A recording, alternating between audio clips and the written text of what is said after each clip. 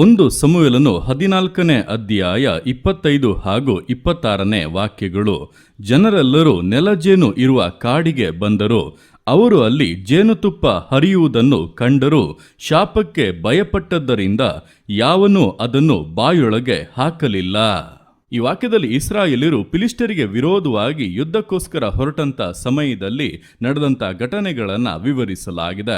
ನೋಡುವಂಥ ಸಮಯದಲ್ಲಿ ಆ ದಿವಸಗಳಲ್ಲಿ ಸೌಲನು ಇಸ್ರಾಯೇಲ್ಯರ ರಾಜನಾಗಿದ್ದನು. ಅವನು ಮತ್ತು ಅವನ ಸೈನ್ಯವು ಫಿಲಿಷ್ಟಿಯರಿಗೆ ವಿರೋಧವಾಗಿ ಯುದ್ಧಕ್ಕೋಸ್ಕರ ಹೊರಟಾಗ ಅವರಲ್ಲಿ ಅನೇಕ ಕೊರತೆಗಳಿದ್ದವು, ಆಯುಧಗಳು ಇರಲಿಲ್ಲ, ಜನರು ಭಯಪಡುವವರಾಗಿದ್ದರು. ಇವೆಲ್ಲವುಗಳ ಮಧ್ಯದಲ್ಲಿ ಅರಸನಾಗಿದ್ದಂಥ ಸೌಲನ ಒಂದು ವಿಷಯವನ್ನ ಘೋಷಿಸುತ್ತಾ ಇದ್ದಾನೆ. ಯೆಹೋವನು ಶತ್ರುವಿಗೆ ಮೊಯಿ ತೀರಿಸುವವರೆಗೂ ನಿಮ್ಮಲ್ಲಿ ಒಬ್ಬನಾದರೂ ಸಾಯಂಕಾಲದವರೆಗೂ ಊಟ ಮಾಡಬಾರದು ಎಂಬುದಾಗಿ, ಆ ರೀತಿಯಾಗಿ ಊಟ ಮಾಡಿದವನು ಶಾಪಗ್ರಸ್ತನಾಗಲಿ ಎಂಬುದಾಗಿ, ಅಂದ್ರೆ ಅರಸನ ಬಾಯಿಂದ ಉಪವಾಸವು ಘೋಷಿಸಲ್ಪಡುತ್ತಾ ಇದೆ. ಆದ್ದರಿಂದ ಆ ಸೈನ್ಯವು ನೆಲಜೇನು ಇರುವಂತ ಕಾಡಿಗೆ ಬಂದಾಗ ಅಲ್ಲಿ ಜೇನುತುಪ್ಪ ಹರಿಯುವುದನ್ನು ಕಂಡರೂ ಕೂಡ, ಇವರಲ್ಲಿ ಹಸಿವು ಇದ್ದರೂ ಕೂಡ ಯಾರು ಆ ಜೇನುತುಪ್ಪವನ್ನ ಬಾಯಲ್ಲಿ ಹಾಕಲಿಲ್ಲ. ಕಾರಣ ಅವರು ಶಾಪಕ್ಕೆ ಭಯಪಟ್ಟರು ಎಂಬುದಾಗಿ ವಾಕ್ಯವು ಸ್ಪಷ್ಟವಾಗಿ ತಿಳಿಸುತ್ತದೆ.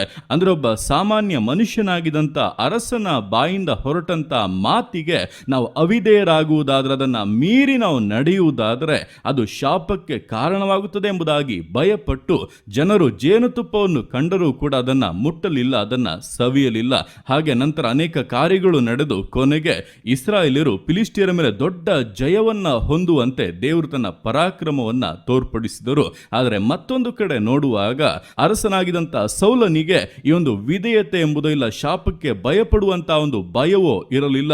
ದೇವರ ಬಾಯಿಂದ ಬಂದಂತ ಮಾತುಗಳನ್ನು ಅವನು ಪದೇ ಪದೇ ಮೀರುವವನಾಗಿ, ಅದನ್ನು ಅಸಡ್ಡೆ ಮಾಡುವವನಾಗಿ, ತನಗೆ ಇಷ್ಟ ಬಂದ ಹಾಗೆ ಜೀವಿಸಿದಂತ ನಿಮಿತ್ತವಾಗಿ ದೇವರ ಕೋಪವು, ದೇವರ ಶಾಪವು ಪ್ರಕಟವಾಗಿ ಅವನ ವಂಶವು ನಿರ್ನಾಮವಾಗಿ ಹೋಗುವಂತೆ, ಅವನ ಸಿಂಹಾಸನವನ್ನು ದೇವರು ಕೆಡವಿ ಹಾಕುವಂತೆ, ಅದನ್ನು ಕಿತ್ತು ದಾವಿದನಿಗೆ ಕೊಡುವಂತೆ ದೇವರ ಕಾರ್ಯಗಳು ನಡೆದವು. ಅಂದ್ರೆ ಒಂದು ವಿಷಯ ಸ್ಪಷ್ಟವಾಗಿದೆ, ನಾವು ಮನುಷ್ಯರ ಮಾತಿಗೆ ಎಷ್ಟು ಬೆಲೆ ಕೊಡುತ್ತೇವೋ ಇಲ್ಲವೋ, ಆದರೆ ದೇವರ ಬಾಯಿಂದ ಬಂದಂತ ಮಾತುಗಳಿಗೆ ಬಹಳ ಗೌರವವನ್ನ ಕೊಟ್ಟೋದಕ್ಕೆ ಪೂರ್ಣವಾಗಿ ವಿಧೇಯರಾಗಬೇಕು.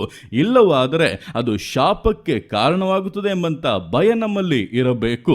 ಈ ಭಯ ಇಲ್ಲದೆ ಇರುವುದರಿಂದಲೇ ಈ ದಿವಸಗಳಲ್ಲಿ ಅನೇಕರು ವಾಕ್ಯಗಳನ್ನು ಅಸಡ್ಡೆ ಮಾಡುವಂಥದ್ದು, ದೇವರ ಆಲೋಚನೆಗಳನ್ನು ಅಸಡ್ಡೆ ಮಾಡುವಂಥದ್ದು, ಪರಿಶುದ್ಧಾತ್ಮನನ್ನ ನಿಂದಿಸುವಂಥದ್ದು, ಇಷ್ಟ ಬಂದ ಹಾಗೆ ವಾಕ್ಯವನ್ನ ಕೂಡ ಇಷ್ಟ ಬಂದ ರೀತಿಯಲ್ಲಿ ತಮ್ಮ ಲಾಭಕ್ಕೋಸ್ಕರ ಬಳಸಿಕೊಳ್ಳುವಂತ ಜನರು, ಸೇವಕರು ಹೆಚ್ಚುತ್ತಾ ಇದ್ದಾರೆ. ಅವರಲ್ಲಿ ದೇವರ ಭಯ ಇಲ್ಲದೆ ಇರುವುದರಿಂದ ದೇವರ ಶಾಪವು ಅವರ ಮೇಲೆ, ಅವರ ಕುಟುಂಬದ ಮೇಲೆ ನೆಲೆಯಾಗಿ ಬಿಡುತ್ತದೆ.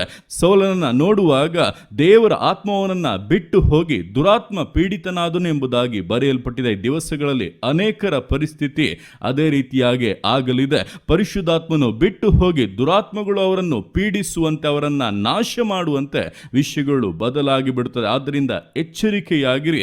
ದೇವರ ವಾಕ್ಯಗಳನ್ನ ಓದಿ ಅದನ್ನ ಧ್ಯಾನಿಸೋದಕ್ಕೆ ವಿಧೇಯರಾಗುವಂತ ಅನುಭವ ನಮ್ಮಲ್ಲಿ ಇರಲೇಬೇಕು. ಇಲ್ಲವಾದರೆ ಅದು ಶಾಪಕ್ಕೆ ಕಾರಣವಾಗುತ್ತದೆ ಎಂಬುದನ್ನ ತಿಳಿದು ವಕ್ರತೆಗಳನ್ನ, ವಕ್ರವಾದಂತ ಬೋಧನೆಗಳನ್ನ, ವಕ್ರವಾದಂತ ಕಾರ್ಯಗಳನ್ನ, ಸ್ವಾರ್ಥಗಳನ್ನ ತ್ಯಜಿಸಿಬಿಟ್ಟು ಪೂರ್ಣ ಮನಸ್ಸಿನಿಂದ, ಯಥಾರ್ಥತೆಯಿಂದ ದೇವರ ವಾಕ್ಯಗಳಿಗೆ ವಿಧೇಯರಾಗುತ್ತಾ ಆತನ ಆಗ್ರಹಗಳನ್ನು ನೆರವೇರಿಸುವಂತ ಸಮರ್ಪಣೆಯಿಂದ, ದೃಢತೆಯಿಂದ, ನಂಬಿಗಸ್ತತೆಯಿಂದ ವಿಶ್ವಾಸ ಜೀವಿತಗಳನ್ನು ಮುನ್ನಡೆಸೋಣ. ದೇವರ ಕರಗಳಲ್ಲಿ ಸಮರ್ಪಿಸಿ ಪ್ರಾರ್ಥಿಸೋಣ. ಯೇಸುವೆ ಸ್ತೋತ್ರ ರಾಜ, ಕೊಟ್ಟಂತ ದಿವಸಕ್ಕೋಸ್ಕರ ಸ್ತೋತ್ರ ಕರ್ತನೆ. ಈ ದಿವಸ ನಿನ್ನ ಕರಗಳಲ್ಲಿ ಸಮರ್ಪಿಸ್ತಾನೆ. ಪ್ರತಿಯೊಂದು ಜೀವಿತಗಳನ್ನು ನೀನು ಆಳ್ವಿಕೆ ಮಾಡು, ಬಲಪಡಿಸು ಕರ್ತನೆ. ಹೌದಪ್ಪ, ದಿವಸಗಳಲ್ಲಿ ಅರಸನ ಬಾಯಿಂದ ಬಂದಂತ ಮಾತಿಗೆ ಜನರು ಭಯಪಟ್ಟು ಶಾಪಕ್ಕೆ ಬಾಧ್ಯವಾದವು ಎಂಬುದಾಗಿ ಅಂದುಕೊಂಡು ಹಸಿವೆಯಲ್ಲಿದ್ದರೂ ಕೂಡ ಜೇನುತುಪ್ಪವನ್ನು ಕಂಡರೂ ಕೂಡ ಅದನ್ನ ಮುಟ್ಟಲಿಲ್ಲ.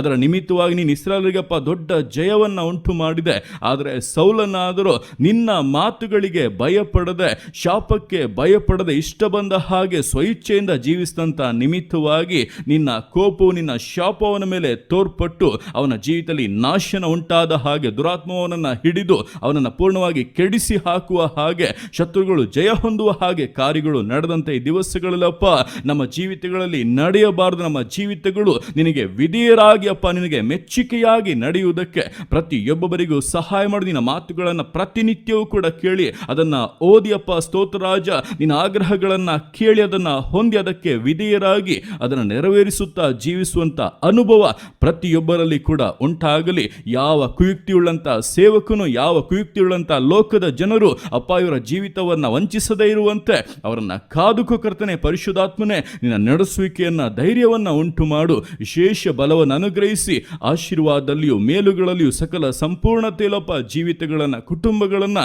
ತೃಪ್ತಿಪಡಿಸಬೇಕಾಗಿ ಬೇಡುತ್ತಾನೆ. ಆತ್ಮನಲ್ಲಿ ಬಲಗೊಳ್ಳಲಿ, ಮಹಿಮೆಯ ಕಾರ್ಯಗಳನ್ನು ನೆರವೇರಿಸಲಿ. ನೀನು ಹಾಗೆ ಮಾಡುವಂಥ ನಿನ್ನ ಪ್ರೀತಿಗೋಸ್ಕರ, ಕೃಪೆಗೋಸ್ಕರ ಅಪ್ಪ ನಿನಗೆ ಸ್ತೋತ್ರಗಳು. ಪ್ರತಿಯೊಂದು ಜೀವಿತಗಳನ್ನು ಅಪ್ಪ ನಿನ್ನ ಕರಗಳಲ್ಲಿ ಸಮರ್ಪಿಸ್ತಾ ಇದ್ದಾನೆ. ಆಶೀರ್ವದಿಸು, ಮಾನಿಸು, ಘನಪಡಿಸು. ಎಲ್ಲ ನಿನ್ನ ಕರಗಳಲ್ಲಿ ಸಮರ್ಪಿಸಿ ಎಲ್ಲ ಸುತ್ತಿಗೆ ನಮ್ಮ ಮಾನವನೊಬ್ಬನಿಗೆ ಸಲ್ಲಿಸಿ ಯೇಸುವಿನ ನಾಮದಲ್ಲಿ ಬೇಡುತ್ತೇನೆ ನಮ್ಮ ತಂದೆಯೇ. ಆಮೇನ್, ಆಮೇನ್.